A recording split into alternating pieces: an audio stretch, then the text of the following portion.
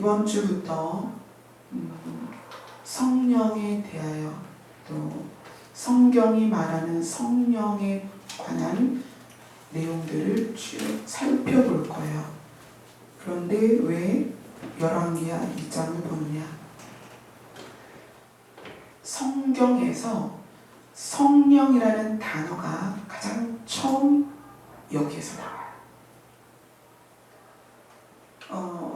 엘리야 이전에 많은 사사들이 있었고 또 모세도 있었잖아요. 그런데 성령이라는 단어가 여기에서 나옵니다. 왜 그럴까요?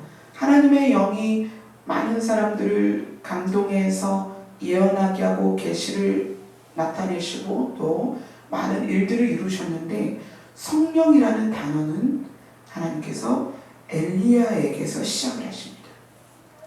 근데 그 이유가 있어요. 성령이라는 단어를 엘리야에게 적용해서 사람들이 엘리야를 통해서 성령이 하시는 역사, 지금 9절에 그렇게 얘기하죠. 당신의 성령이 하시는 역사라는 말이 적용되는 사람을 왜 하나님은 엘리야를 택하셨는가? 자, 엘리야라는 사람이 정말 많은 일들을 행했고요. 우리가 알다시피 이 앞에 이제 열왕기 상 쭉 보면 그 유명한 사건이 나오죠. 아합의 제사장들을 얼마나 많이 죽이고 또 하나님의 그 살아계심을 얼마나 직접적으로 많은 사람들에게 나타나 보여요. 근데 이 엘리야라는 사람이 또 일면에 어떤 모습을 가지고 있냐면, 자, 엘리야를 그 성령이 하시는 역사 말고 엘리야라는 사람 자체를 우리가 알아야 됩니다. 앞으로 넘어가면 열왕기상 19장을 한번 보세요. 우리는 엘리야에게 역사하시는 성령이 하시는 일을 성경을 통해서 많이 봤지만 엘리야라는 사람 자체를 우리가 한번 봐야 돼요. 열왕기상 19장 4절입니다.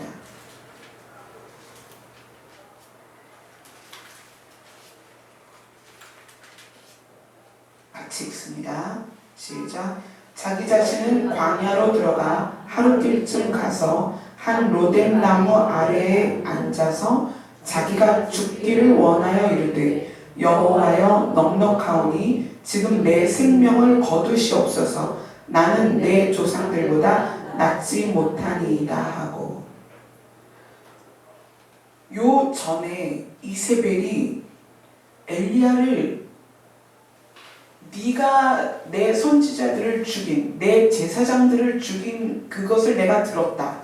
이제 내일 네 생명을 그들처럼 내가 네 생명을 빼앗을 것이다 라고 협박을 해왔어요. 그러니까 이 엘리야가 도망갑니다. 열심히 도망가서 광야까지 가서 로뎀 나무가 사실은 이렇게 잎이 무성한 나무가 아니에요.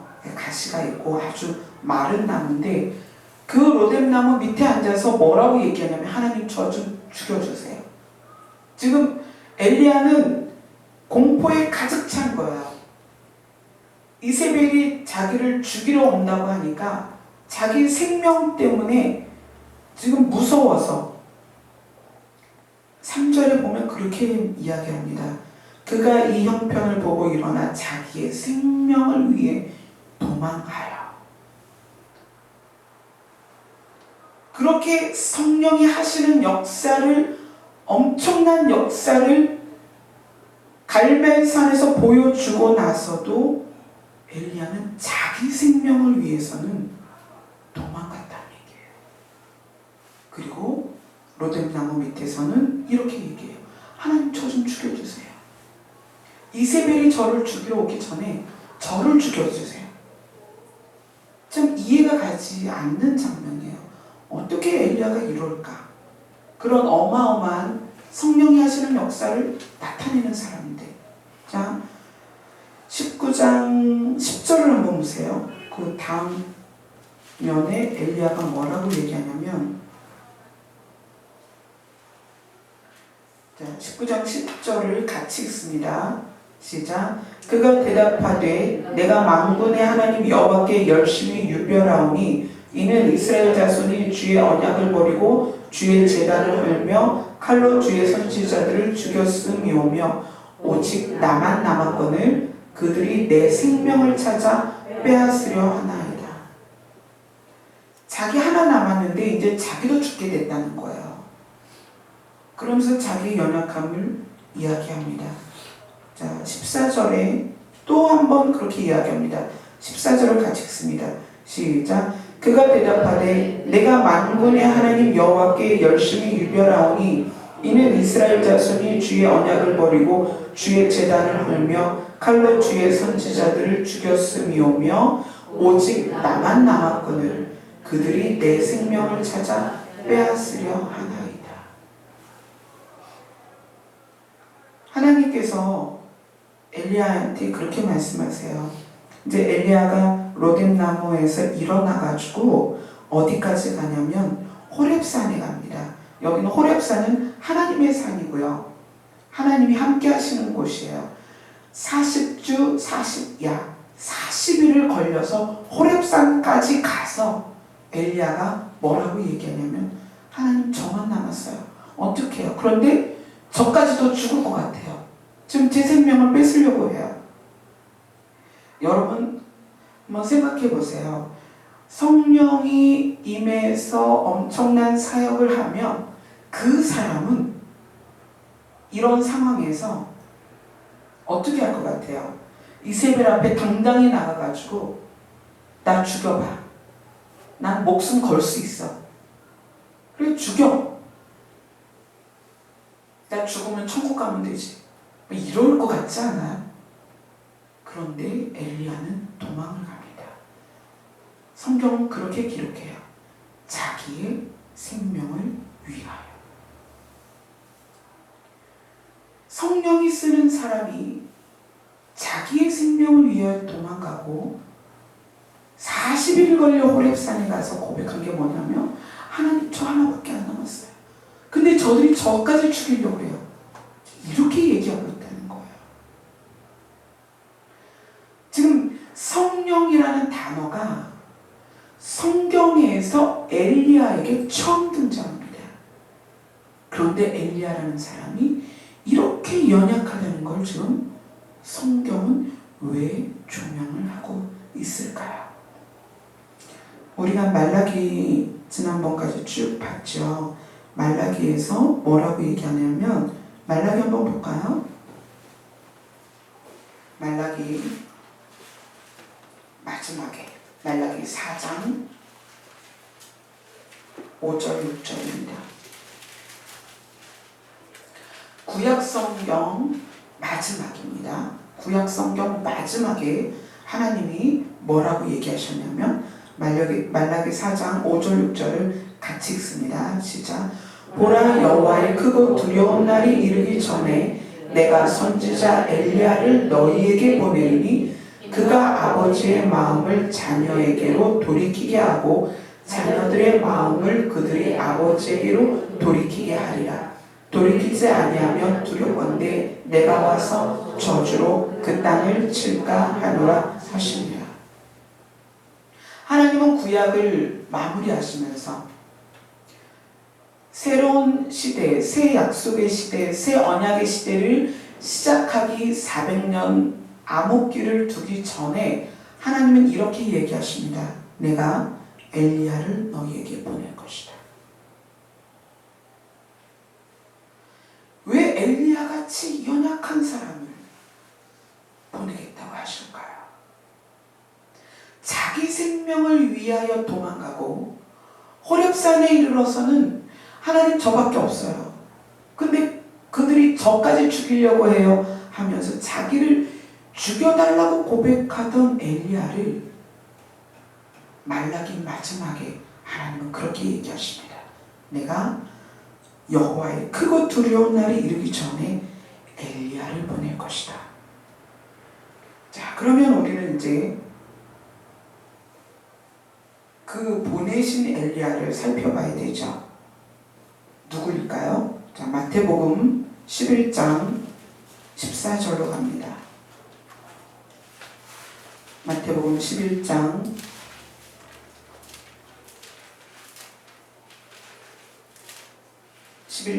12절부터 14절까지 같이 읽겠습니다.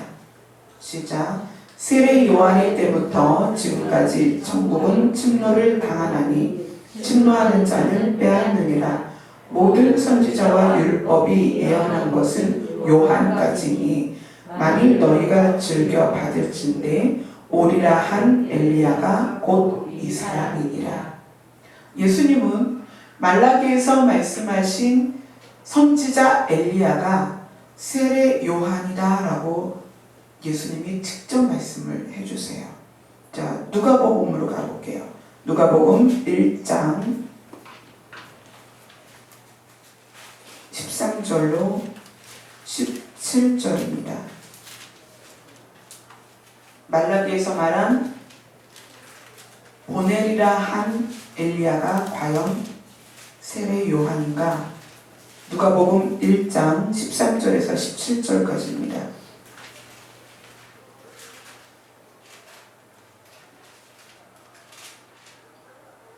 같이 읽습니다. 시작. 천사가 그에게 이르되 사가랴여 무서워하지 말라. 너의 간구함이 들린지라. 내 아내 엘리사벳이 내게 아들을 낳아주리니 그 이름을 요한이라 하라. 너도 기뻐하고 즐거워할 것이요 많은 사람도 그의 태어남을 기뻐하리니 이는 그가 주 앞에 큰 자가 되며 포도주나 독한 술을 마시지 아니하며 모태로부터 성령의 충만함을 받아 이스라엘 자손을 주 곧 그들의 하나님께로 많이 돌아오게 하겠습니다.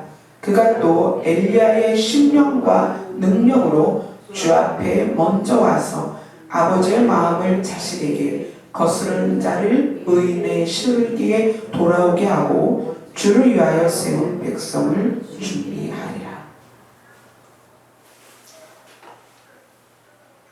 오리라 한 엘리야가 세례 요한이라는 것을 마태복음도 누가복음도 정확하게 이야기를 하고 있습니다. 그런데 이때는 이 누가복음 이때 말씀하실 때에는 예수님이 이 땅에 계실 때였고 아직 성령이 오시지 않고 성령이 사역하시지 않을 때였어요. 그죠? 저기 같아요. 주님이 여기 있기 때문에 거기서 오네요.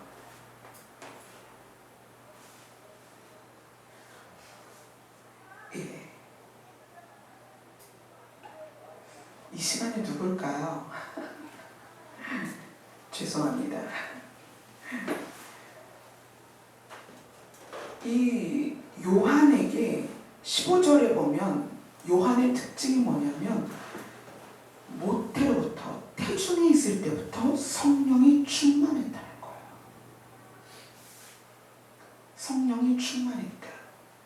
그리고 그가 오리라 한 엘리야라는 거예요. 구약에서 성령이라는 단어가 엘리야의 사역에 처음 등장합니다. 그리고 이때는 예수님이 아직 성령의 사역 이전에 스스로 예수님이 사역을 할 때였기 때문에 아직 성령이 제자들에게 임하지 않은 때였잖아요. 그런데 성령께서는 세례 요한에게 이미 임하셨어요. 성령이 충만하게 모태로부터 임하셨습니다. 그래서 우리는 성령에 대하여 알기를 원하면 반드시 이 부분을 알아야 돼요. 왜? 하나님은 엘리야와 세례 요한에게 성령을 주셨으며 성령의 사역의 시작을 엘리야 때로 하나님께서 조명하셨는가? 그러면 요한이라는 사람이 엘리야의 심령을 가졌다라고 얘기를 해요. 엘리야의 심령을 가진 건 무엇을 의미할까요? 엘리야의 심령과 능력 그랬는데 이 능력은 엘리야 자신의 능력이 아니라 어떤 능력이죠? 성령이 사역하시는 능력을 말하는 거예요. 왜 엘리야의 심령을 가졌다면 세례 요한이 어떤 사람인가를 알아야 되겠죠. 자, 마태복음 11장으로 갑니다. 아까 우리가 읽었던 앞부분이에요. 마태복음 11장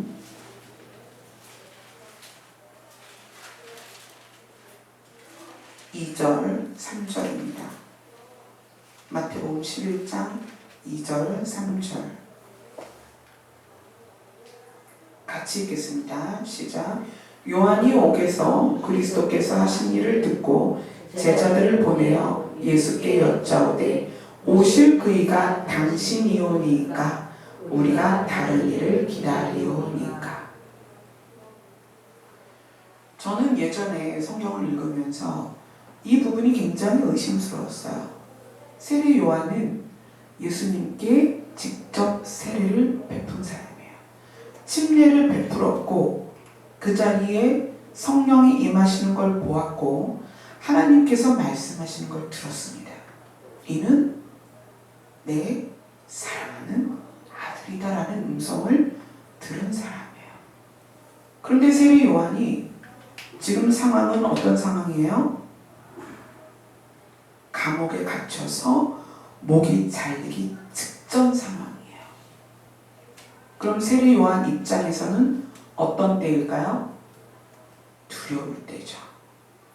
이제 꼼짝없이 죽게 된, 이제 죽음을 앞둔 상황이라는 걸 세례 요한이 아는 때예요. 그런데 그때 세례 요한은 뭘 얘기하냐면 그리스도가 당신 맞습니까? 메시아가 당신 맞습니까?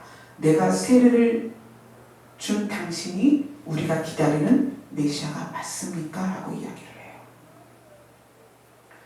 이 두 사건, 엘리야가 자기 생명을 위해서 피하고 두려워했던 사건과 세례 요한이 옥에서 죽기 직전의 그 두려움 가운데에서 메시아에 대해서 다시 확인할 정도로 마치 확신이 없는 것 같이, 믿음이 없는 것 같이 보이는 이 모습을 왜 하나님은 성령의 사역과 함께 연결해서 성경에 보여주었냐는 거예요.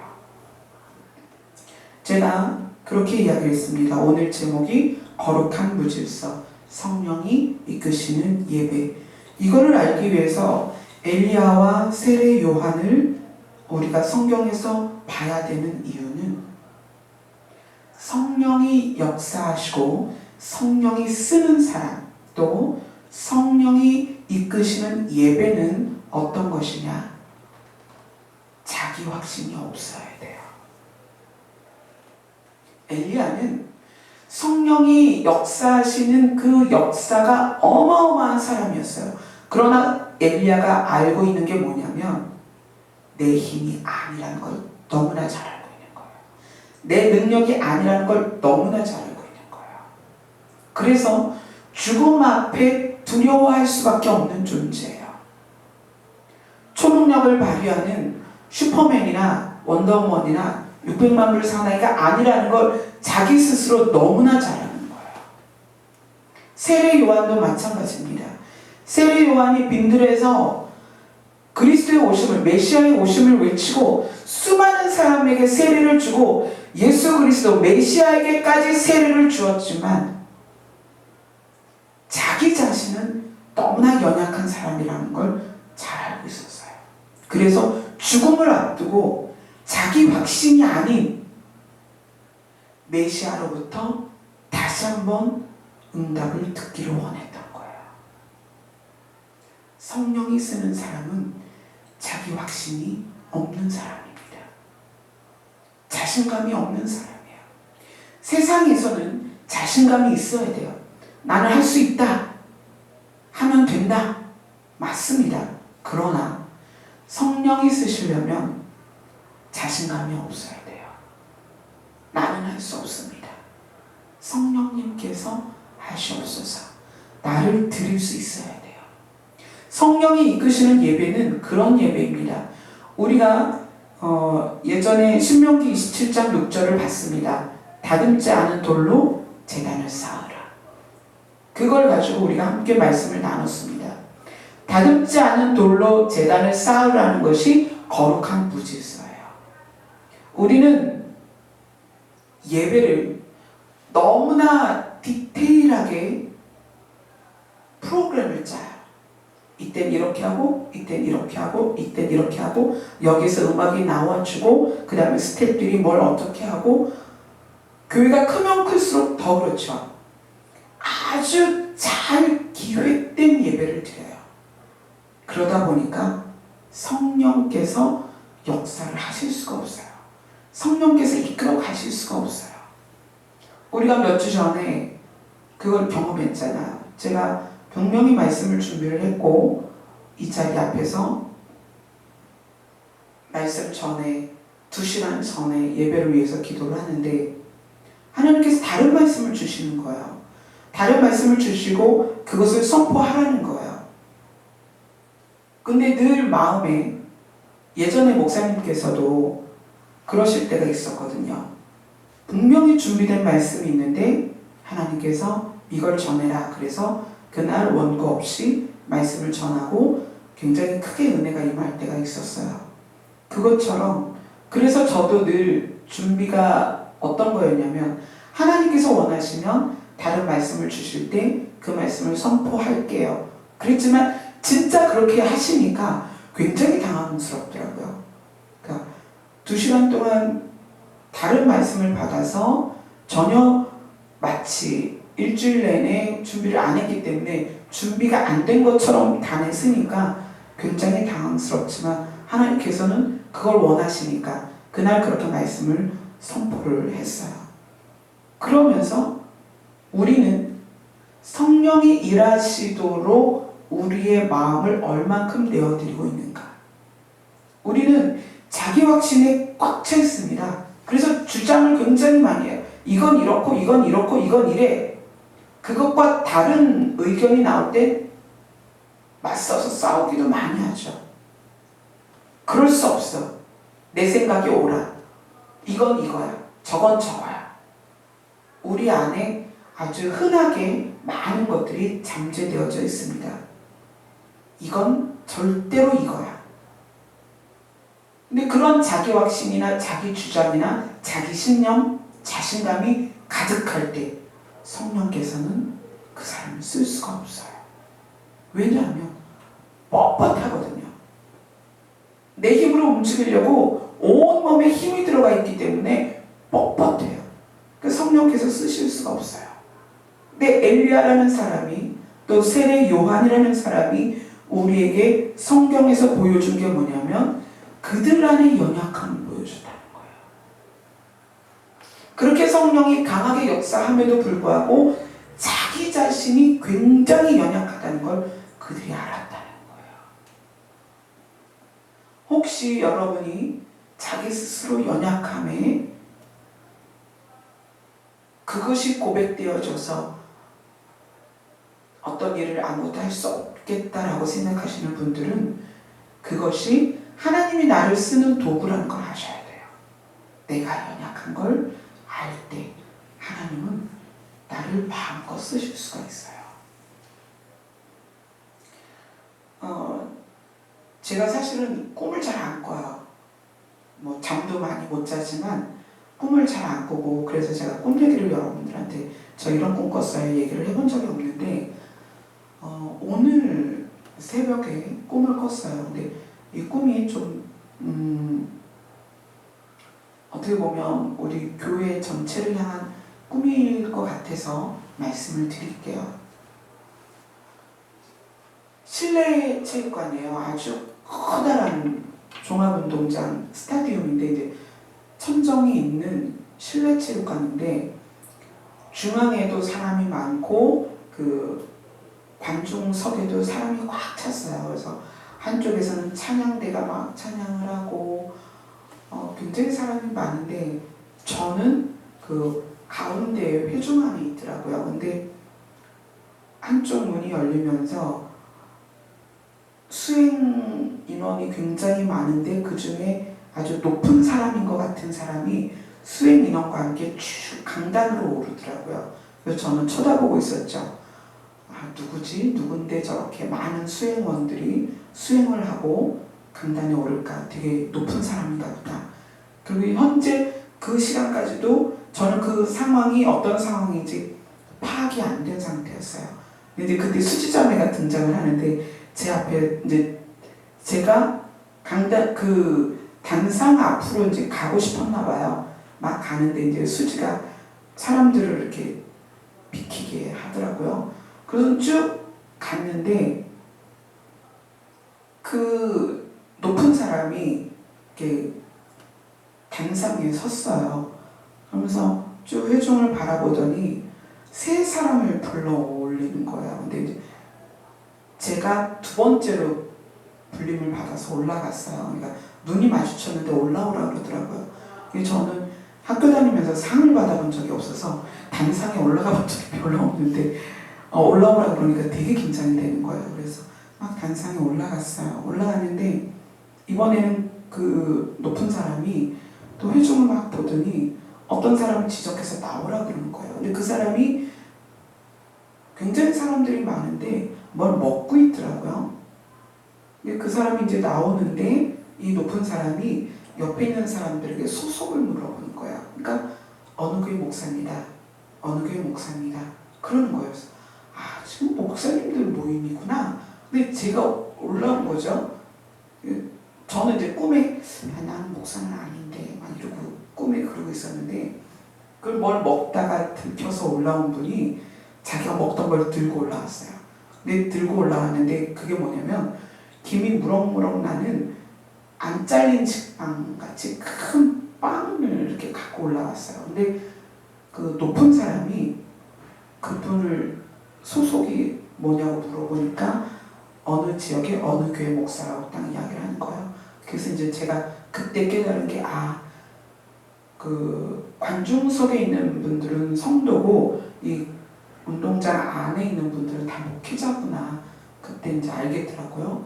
근데 이 높은 분이 그분의 빵을 빼앗아서 저한테 주시는 거예요. 뭐라고 말씀하시냐면 0과 6이 일치되도록 하는 사역에 쓰도록 내가 이걸 너에게 주겠다는 거예요. 그러면서 제가 그걸 받고 깼어요. 그래서 깨어나서 도대체 이게 무슨 꿈일까? 무슨 꿈일까? 그래서 그 김이 무럭무럭 나는 빵이 0의 양식이며 6의 양식인데 0과 6이 일치되도록 내가 이것을 그 사역을 하기 위해서 내가 이걸 너한테 준다고 말씀하시는 거예요. 근데 저는 이제 우리 교회를 대표로 거기에 가 있는 거였거든요. 그래서 하나님께서 영적인 자원과 물질적인 자원을 우리 교회에 주셔서 그러니까 0과 6이 일치된다는 건 이제 어떤 거냐면 말씀으로 그 성령이 충만한 그런 성도들이 되도록 하시는 그런 사역인 것 같아요. 그래서 하나님께서 우리 교회를 쓰시려고 이런 꿈을 꾸게 하시나 보다 그런 생각을 했어요. 그러면서 마침 이제 오늘 말씀부터 성령의 그 일하심과 사역과 성령이 어떤 분인지를 오늘부터 이제 나누기로 결정이 돼 있었기 때문에 그 꿈이 하나님께서 우리 교회를 일하도록 성령이 쓰시는 이끄시는 교회가 되게 하시려고 그런 꿈을 주시지 않았나 그런 생각이 들어서 이제 여러분들 안에 어떤 비전이나 꿈 이것이 성령이 이끄시는 꿈과 비전이 되기를 기도하셨으면 좋겠어요. 그래서 교회 전체가 가지만 각자는 각자의 부르심대로 또 사역을 해야 되거든요. 근데 각자의 부르심이 누구에 의한 부르심이냐? 하나님의 부르심인데 그 부르심을 이끌어 가시는 분은 성령님이시거든요. 그러니까 여러분 각자가 성령께서 이끄시는 분들이 돼야 돼요. 그래서 삶도 성령이 이끌으셔야 되고 우리 교회도 성령께서 이끌으셔야 되고 우리의 예배도 성령께서 주관하셔야 되고 오늘 말씀처럼 성령이 이끄시되 우리 각자는 엘리야나 세례 요한처럼 내 힘으로 한 게 아니라는 걸 깨달으셔야 돼요. 우리의 과거, 우리의 경험, 우리의 기도의 양, 또 우리가 읽은 성경의 양, 또는 우리가 배운 성경의 어떤 상식의 양으로 일하는 게 아니다. 또 내 자신감, 또 나의 직분으로 일하는 게 아니다. 우리는 너무나 연약한 자들이다. 그래서 성령께서 이끌으셔야만 각자가 각자의 사역을 할 수 있다는 것을 여러분이 아셔야 됩니다. 그래서 우리의 입이 엘리야처럼 요한처럼 고백이 돼야 돼요. 우리는 연약합니다. 그러나 성령께서 우리를 통하여 일하시옵소서. 그게 고백되어질 때 성령님께서 여러분을 마음껏 쓰실 것이고 또 우리 교회도 그렇게 마음껏 쓰실 것입니다. 그래서 이 거룩한 무질서라는 것은 우리가 계획하지 않고 우리가 치밀하게 준비하지 않고 우리가 우리 힘으로 완성하는 것이 아니라 온전하게 성령께서 이끌어 가실 때 우리 교회가 1년 계획이 없잖아요. 몇 월 달에 뭐하고 몇 월 달에 뭐하고 이런 계획도 없죠. 우리 예산도 안 짜요. 왜 예산을 안 짜느냐? 모르잖아요. 하나님이 얼마를 주실지 또 하나님이 무슨 일을 시키실지 모르니까 우리 예산도 없어요. 그렇죠? 우리는 아직 조직이 없습니다. 왜냐하면 우리가 하나님이 명령하실 때만 조직이 생기잖아요. 그러니까 찬양단 말씀하실 때 찬양단 생겼고 중보기도를 하라고 요구하시니까 중보기도팀이 생겼고요. 그죠? 우리가 자발적으로 세운 조직이 아닙니다. 우리는 앞으로도 하나님께서 요구하실 때 그 조직이 생길 거예요. 그래야만 성령님께서 이끌어 가실 수 있습니다. 우리는 너무 익숙한 게 우리가 계획해놓고 우리가 조직을 만들어놓고 우리가 프로그램을 만들어놓고 하나님 역사하시옵소서. 우리가 이것을 계획했고 이렇게 할 거니까 성령께서 역사하시옵소서. 여기에 너무 익숙해 왔어요. 교회가 거의 다 그렇잖아요. 교회들이 하나님 우리 건축할게요. 도우세요. 물론 하나님께서 건축하라고 하는 교회도 많이 있어요. 근데 100%는 아니라는 거죠. 우리 교회 이전도 마찬가지예요. 하나님께서 교회 이전을 놓고 기도하라고 명령을 하셔서 할 수 없이 우리가 교회 이전을 놓고 기도한 거거든요. 왜냐하면 그때 목사님도 아프셨고 재정도 없었고 전혀 이전은 생각도 할 수 없었을 때이기 때문에 우리가 자발적으로 교회 이전을 계획할 수는 없었어요. 그런데 성령께서 성도들에게 교회 이전을 놓고 기도하라고 하셨기 때문에 기도를 한 거죠.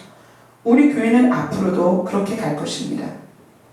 우리가 회의를 해서 무엇을 결정해서 이렇게 해놓고 하나님 해주세요. 이게 아니라 하나님이 명령하실 때 성령께서 어떤 것을 요구하실 때 그렇게 가는 교회. 그래서 질서가 없어 보이잖아요. 계획도 없어 보이죠. 그렇지만 성령께서 이끄시는 교회는 성령께서 아름답게 세워가실 것입니다. 우리 교회가 이제까지 그렇게 해왔고 앞으로도 그렇게 될 거예요. 그래서 우리 성도님들 각자 자기에게 주어진 달란트대로 각자의 분야대로 성령께서 쓰실 수 있도록 늘 여러분이 비어져 있어야 돼요. 자신감으로 충만하거나 계획으로 충만하거나 또 자기 확신 또 어떤 거가 있을까요? 자기 주장 이런 거 다 꺼내서 버리세요. 하나님 저는 부족해요. 연약해요. 성령님께서 지혜를 주시고 성령께서 이끌으시면 그때 순종하겠습니다. 그런 자세로 여러분의 사역과 또 우리 교회가 앞으로 그렇게 나아갔으면 좋겠습니다. 기도하겠습니다.